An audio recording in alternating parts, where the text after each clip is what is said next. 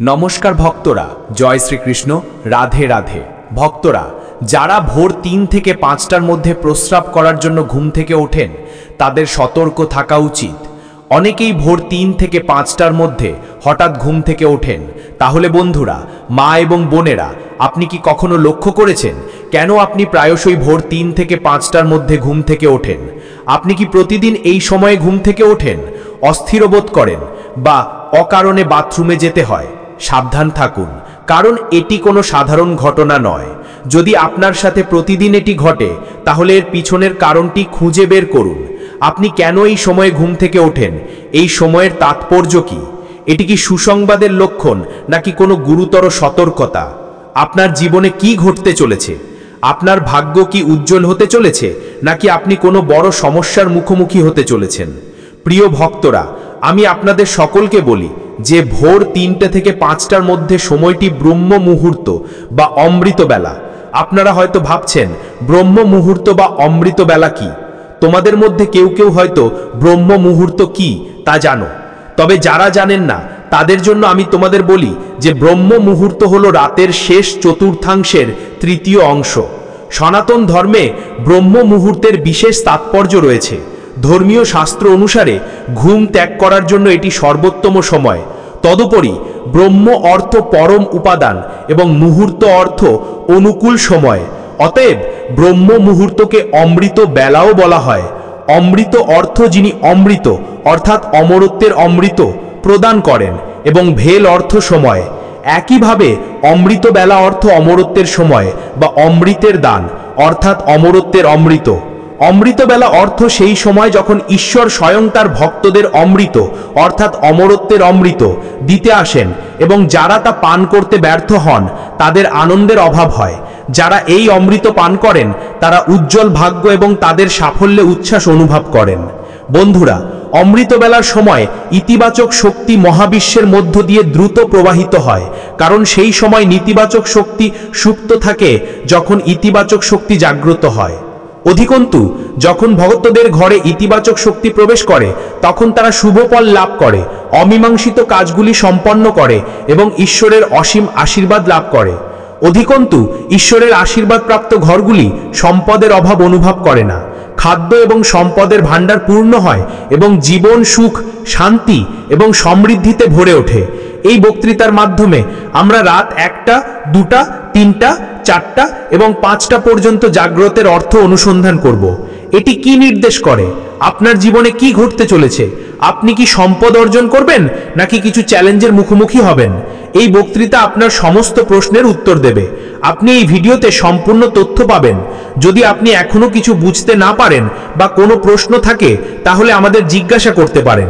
তাই প্রিয় ভক্তরা, প্রথমে ব্যাখ্যা করা যাক যে মানুষ যদি রাত 1টা থেকে 2টা পর্যন্ত জাগ্রত হয় তবে এর অর্থ কি।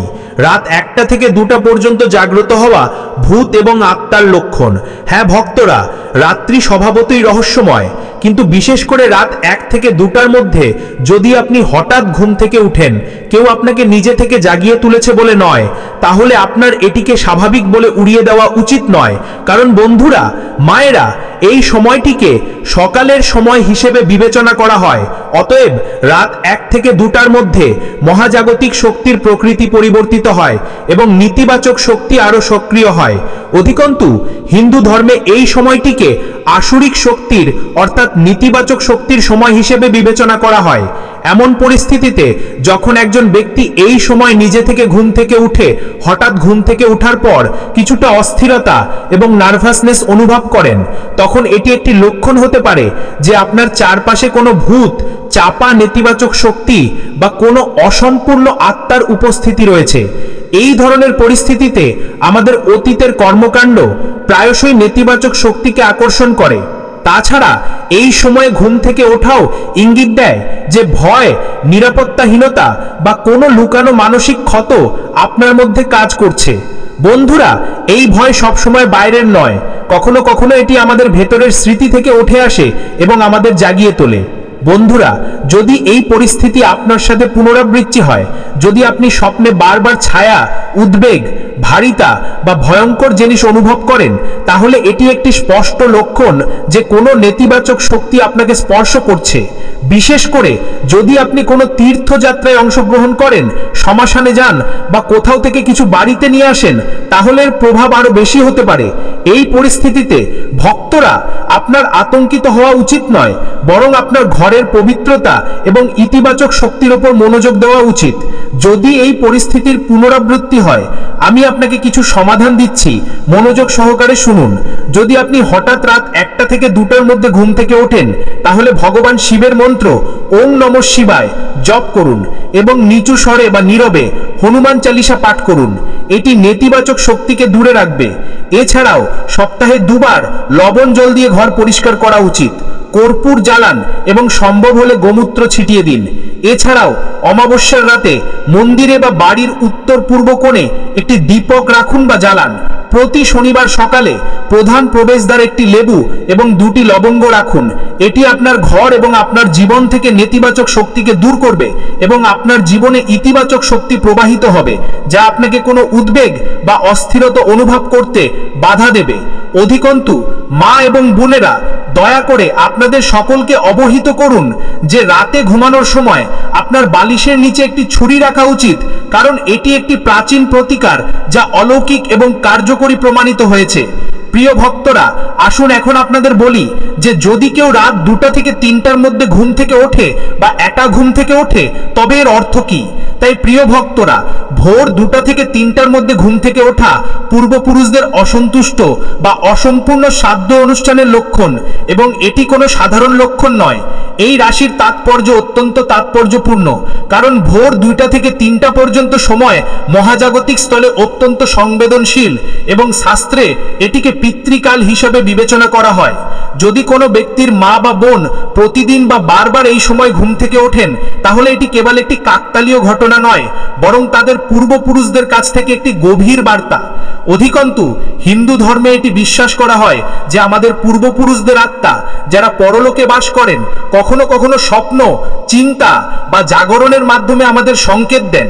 যদি আপনার পরিবারের কোনো পূর্বপুরুষকে তুষ্ট না করা হয়, শ্রাদ্ধ অনুষ্ঠান অসম্পূর্ণ থাকে বা কারোর মৃত্যুর পর নির্ধারিত রীতি অনুযায়ী শ্রাদ্ধ অনুষ্ঠান না করা হয়, তাহলে তা অবশ্যই সেই পরিবারকে প্রভাবিত করে।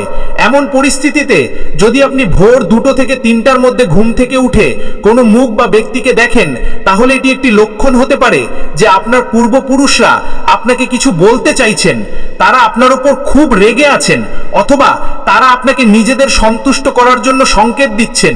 এই পরিস্থিতিতে এই সময় ঘুম থেকে ওঠা ইঙ্গিত দেয় যে পূর্বপুরুষরা আপনার জীবনে কিছু পরিবর্তনের সংকেত দিচ্ছেন, কিন্তু সংকেত দিয়ে তারা আপনাকে সন্তুষ্ট করার চেষ্টা করছেন। এই অস্থিরতা সমস্যা হিসেবেও প্রকাশ পেতে পারে, যেমন বারবার আর্থিক সংকট, বিবাহে বাধা, সন্তানহীনতা, পরিবারে অসুস্থতা এবং পরিবারের মধ্যে ঝগড়া। এই সব কিছু পিতৃদোষের কারণে হয়। অধিকন্তু আপনি হয়তো লক্ষ্য করেছেন যে আমাদের জীবনে সমস্যা দেখা যায় কারণ আমরা বুঝতে পারি না, যেমন ব্যবসায় হঠাৎ পতন, বারবার দুর্ঘটনা, মানসিক উদ্বেগ এবং একের পর এক অসুস্থতা। এগুলি প্রায়শই আমাদের পূর্বপুরুষদের অসন্তুষ্টির জন্য দায়ী। এমন পরিস্থিতিতে আপনার তৎক্ষণাৎ পিতৃদেবায় নমঃ বা নমো ভগবতে বাসুদেবায় মন্ত্র জপ করা উচিত। এই মন্ত্র আপনার পূর্বপুরুষদের আত্মার শান্তি বয়ে আনে এবং সুরক্ষার অনুভূতি প্রদান করে। এছাড়াও আপনার একটি শ্রাদ্ধ অনুষ্ঠান, শ্রাদ্ধ বা পিণ্ডদানের আয়োজন করা উচিত। বিশেষ করে পিতৃপক্ষে আপনার একজন ব্রাহ্মণকে খাওয়ানো উচিত, দরিদ্রদের দান করা উচিত এবং গরুর সেবা করা উচিত। এটি করা অত্যন্ত উপকারী। যদি এই পরিস্থিতি বারবার ঘটে, তাহলে এটি বুঝতে হবে এবং এটিকে অবহেলা করবেন না, কারণ এটি আপনার অগ্রগতিতে বাধা দিতে পারে এবং এমনকি আপনার ইতিমধ্যে প্রতিষ্ঠিত কাজগুলিকেও নষ্ট করতে পারে।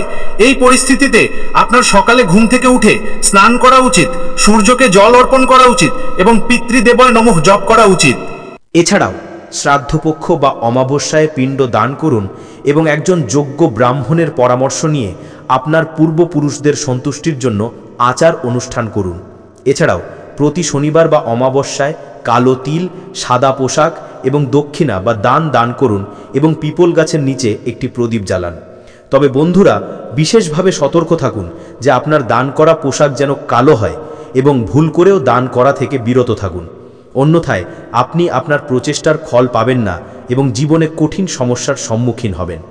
আপনার সুখ এবং সৌভাগ্য দুর্ভাগ্যের দিকে পরিণত হতে পারে। আমি আশা করি আপনারা সবাই এটি বুঝতে পেরেছেন। বন্ধুরা, এখন আমি ব্যাখ্যা করছি ভোর 3 থেকে 4টের মধ্যে ঘুম থেকে ওঠার অর্থ কী। তাই প্রিয় ভক্তরা, ভোর 3 থেকে 4টের মধ্যে ঘুম থেকে ওঠা দেবতাদের কাছ থেকে একটি সতর্কীকরণ বা বার্তা। হ্যাঁ ভক্তরা, আপনি ঠিকই শুনেছেন। রাতের এই সময়টি, যা সাধারণত ব্রহ্ম মুহূর্তের ঠিক আগে বলে মনে করা হয়, অত্যন্ত গুরুত্বপূর্ণ।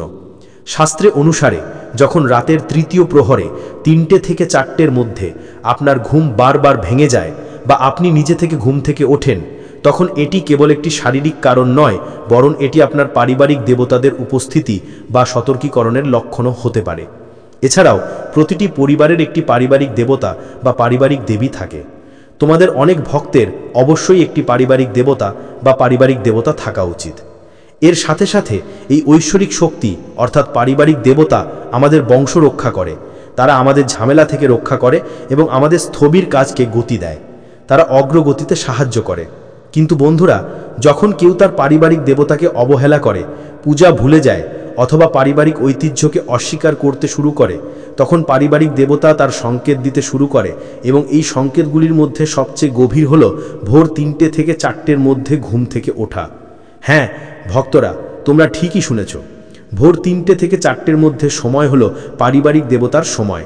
তদুপরি এই সময়টিকে ভগবান শিবের আশীর্বাদের সময় হিসেবে বিবেচনা করা হয়। অতএব যদি তুমি এই সময়ে ভয়, উদ্বেগ, হালকা সঙ্গ অথবা মন্দিরের দেবতা বা তিলকযুক্ত মুখের স্বপ্ন দেখে থাকো, তাহলে বুঝতে পারো যে কোনো ঐশ্বরিক শক্তি তোমাকে একটি সংকেত দিচ্ছে। তোমাদের অনেকেই হয়তো ভাবছ যে এই ধরনের সংকেতের কারণ কি। তাই আসুন তোমাদের বিভ্রান্তি দূর করি। তাই বন্ধুরা, মায়েরা এবং বোনেরা, যদি আপনি এই ধরনের সংকেত অনুভব করেন, তাহলে তারা ইঙ্গিত দেয় যে পারিবারিক দেবতার বহু বছর ধরে পূজা করা হচ্ছে না। বংশের ওপর একটি সংকট আসতে চলেছে, একটি সিদ্ধান্ত বা নির্দেশনা অপেক্ষা করছে। কারোর আচরণ পারিবারিক ঐতিহ্যের বিরুদ্ধে যাচ্ছে। এই সময়টি বিশেষভাবে গুরুত্বপূর্ণ হয়ে ওঠে যখন বাড়িতে হঠাৎ করে দুর্দশা বৃদ্ধি পায়, প্রতিদিন ঝগড়া হয় এবং সন্তানেরা অবাধ্য হয়। বিবাহে বাধা আসতে পারে অথবা আপনার পরিবারের কেউ ক্রমাগত অসুস্থ থাকে। তাছাড়া পারিবারিক দেবতা কখনো শাস্তি দেন না, তারা তাদের বংশধরদের জাগাতে আসে। তারা ইঙ্গিত দেয় যে পরিবার সঠিক পথ থেকে বিচ্যুত হচ্ছে, তারপর তারা তাদের জাগানোর চেষ্টা করে। এমন পরিস্থিতিতে যখন আপনি ভোর 3 থেকে 4টের মধ্যে ঘুম থেকে ওঠেন, তখনই চোখ বন্ধ করে নমঃ শিবায় বা কুলদেবতায় নমঃ জপ করুন। এছাড়াও যদি আপনি আপনার পারিবারিক দেবতার নাম জানেন, তাহলে ধ্যান করুন। নাম না জানলেও কুলদেবতা বলে ভক্তির সাথে স্মরণ করুন, তারা সব কিছু শুনতে পায়। বিকল্পভাবে আপনি সন্ধ্যায় একটি ছোট প্রদীপ জ্বালিয়ে আপনার পারিবারিক দেবতার কাছে প্রণাম করতে পারেন। যদি আপনার বাড়িতে কোনো মন্দির থাকে, তাহলে সেখানে বসে থাকুন অথবা নীরবে প্রার্থনা করুন। আপনি প্রতিদিন একটি মন্ত্রও পাঠ করতে পারেন। হে পারিবারিক দেবতা, আমাকে রক্ষা করুন এবং আমাকে পথ দেখান। আমি আপনার উপস্থিতি গ্রহণ করি। তদুপরি যদি আপনি বহু বছর ধরে আপনার পারিবারিক দেবতার নামে কোনো অনুষ্ঠান আয়োজন না করে থাকেন, তাহলে আপনার তা করা উচিত। আপনার আন্তরিক হৃদয় এবং ভক্তির সাথে উপবাসও পালন করা উচিত। এটি করার মাধ্যমে আপনার পারিবারিক দেবতারা সন্তুষ্ট হবেন, আপনার অমীমাংসিত কাজগুলি সম্পন্ন করবেন এবং জীবনে সফলতা অর্জন করবেন। আরও বলা হয় যে পারিবারিক দেবতাদের আশীর্বাদ প্রাপ্ত বাড়িতে কেবল একজন ব্যক্তি নয়, সেই পরিবারের সকলেই সমৃদ্ধ হন। তদুপরি যদি আপনি ঘুমিয়ে থাকেন এবং একটি মন্দির, একটি দেবতা, একটি প্রদীপ, একটি নদী অথবা হলুদ পোশাক পরা কাউকে স্বপ্নে দেখেন, তাহলে এটি একটি লক্ষণ যে পারিবারিক দেবতারা আপনাকে আশীর্বাদ করতে চান এবং আপনার উপর খুব খুশি। তবে এটি একটি লক্ষণ যে আপনি এমন কিছু মিস করছেন যা সংশোধন করা প্রয়োজন। প্রিয় ভক্তবৃন্দ, আমি আপনাদের বলি, ভোর 4টা থেকে 5টার মধ্যে ঘুম থেকে ওঠার অর্থ কী। তাই বন্ধুরা, মায়েরা এবং বোনেরা, ভোর 4টা থেকে 5টার মধ্যে ঘুম থেকে ওঠা ব্রহ্ম মুহূর্তের একটি শুভ লক্ষণ। কারণ ভোর 4টে থেকে 5টার মধ্যে সময়কে ব্রহ্ম মুহূর্ত বা অমৃত বেলা বলা হয়। আর তোমাদের মধ্যে কেউ কেউ হয়তো এটা জানো। ভক্তরা, ভোর 4টা থেকে 5টার মধ্যে যখন তোমাদের চোখ স্বয়ংক্রিয়ভাবে খুলে যায়, তখন এটা কোনো সাধারণ ব্যাপার নয়। এটি পৃথিবীর সবচেয়ে পবিত্র এবং ঐশ্বরিক সময়গুলির মধ্যে একটি, যা ব্রহ্ম মুহূর্ত নামে পরিচিত। ব্রহ্ম মুহূর্ত মানে সেই সময় যখন ব্রহ্মার সচেতন সৃষ্টির শক্তি এবং ঈশ্বরের কৃপা পৃথিবীতে সবচেয়ে বেশি সক্রিয়, অর্থাৎ এগুলি সবচেয়ে বেশি কার্যকর। এই সময়টি হলো সেই সময় যখন তোমাদের নিজের আত্মা ঈশ্বরের সবচেয়ে কাছে থাকে। তাই এই সময় ঘুম থেকে ওঠা বা স্বতঃস্ফূর্তভাবে জাগ্রত হওয়া একটি লক্ষণ যে নতুন শক্তি তোমাদের জীবনে প্রবেশ করতে চলেছে। এটি একটি আহ্বান, স্বয়ং ঈশ্বরের কাছ থেকে একটি আহ্বান। তাছাড়া ভক্তরা, তোমাদের মধ্যে কেউ কেউ আমাদের জিজ্ঞাসা করেছ যে এই সময়টিকে কেন এত পবিত্র বলে মনে করা হয়, কেন এটি এত পবিত্র। আসুন আমরা এই প্রশ্নের উত্তর দিই। ভক্তরা, সনাতন ধর্মে বিশ্বাস করা হয় যে ব্রহ্ম মুহূর্তের সময় আধ্যাত্মিক অনুশীলন, ধ্যান, পাঠ, জপ এবং উপাসনার ফল হাজার হাজার গুণ বেশি হয়। এই সময় ইতিবাচক শক্তি সবচেয়ে বেশি থাকে, পরিবেশ পরিশুদ্ধ থাকে এবং মন শান্ত থাকে। অতএব যখন আপনি এই সময় ঘুম থেকে ওঠেন তখন আপনার আত্মা এবং মন আরও গ্রহণযোগ্য হয়। বন্ধুরা, আপনি হয়তো ভাবছেন যে আমরা ভোর 4টে থেকে 5টার মধ্যে ঘুম থেকে উঠি, এটি এর একটি লক্ষণ। তাই বন্ধুরা, মনোযোগ সহকারে শুনুন। যদি আপনি ভোর 4টে থেকে 5টার মধ্যে ঘুম থেকে ওঠেন তাহলে এটি একটি লক্ষণ যে আপনাকে আধ্যাত্মিক অনুশীলনের জন্য ডাকা হচ্ছে। ঈশ্বর চান আপনি তার কাছে আত্মসমর্পণ করুন। তাছাড়া ভক্তরা, তোমাদের মধ্যে কেউ কেউ আমাদের জিজ্ঞাসা করেছ যে এই সময়টিকে কেন এত পবিত্র বলে মনে করা হয়, কেন এটি এত পবিত্র। আসুন আমরা এই প্রশ্নের উত্তর দিই।